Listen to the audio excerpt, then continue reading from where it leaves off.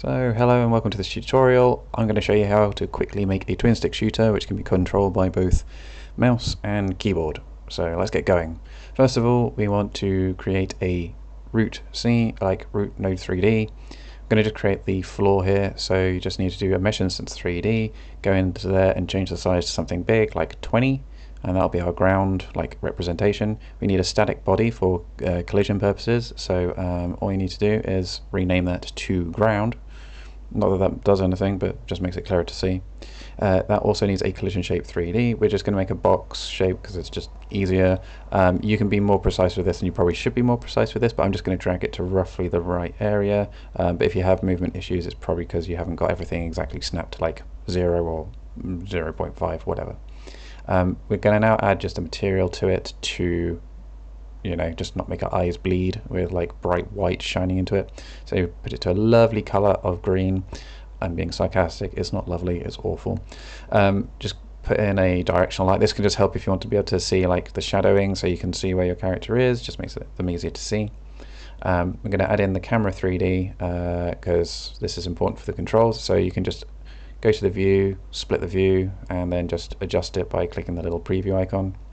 I'm just going to drag it up so it's in a vaguely up position, which is usual for twin stick shooters. First, we're going to, before we start doing any scripting, is go to project settings, go to input map, and then just make sure your inputs look like this. You can pause the video if you need to see them. Just do that. Right. So now we're going to go and create a character body 3D. This was what used to be a kinematic body 3D. It needs a collision shape, and we're just going to use a capsule. So just drag it up, obviously be more precise than I'm being, but yeah, like just make a capsule. Then we're going to do a mesh, again a capsule. This is just a representation of a character, be equivalent if you had like a rigged mesh or something on top of it. And then I'm just going to make another little box mesh attached to that so that we can just see the direction in which our character is facing, because they're just a capsule.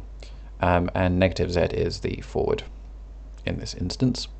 So next, if you just select the character body 3D, create a new script, just delete everything in it. All we need is the extends character body 3D. And I'm just going to paste everything in here. So first of all, these are the parameters which are put in by default if you create a script on a character 3D, R speed, jump velocity, and gravity. And next we have the function for controller look. This just reads the axes on your controller to determine the rotation of our character that we're moving. Next, we then call that in the process function. This is called on a node like automatically, and this is for non-physics based processing basically. Next, you go for the physics process, and we do the gravity to make sure that we're on the floor, and then also that we can jump. Next, we're going to read the inputs for movement. If you're doing keyboard, WASD. If you're doing controller, it'll be the left stick. And we take that direction, we normalize it, and then we just shove it into the velocity parameter of the character body 3D, and then we call move and slide to move the character.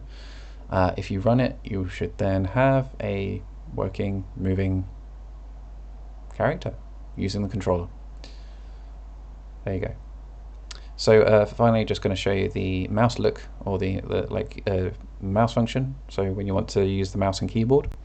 So I'll just paste this in. Just copy this here.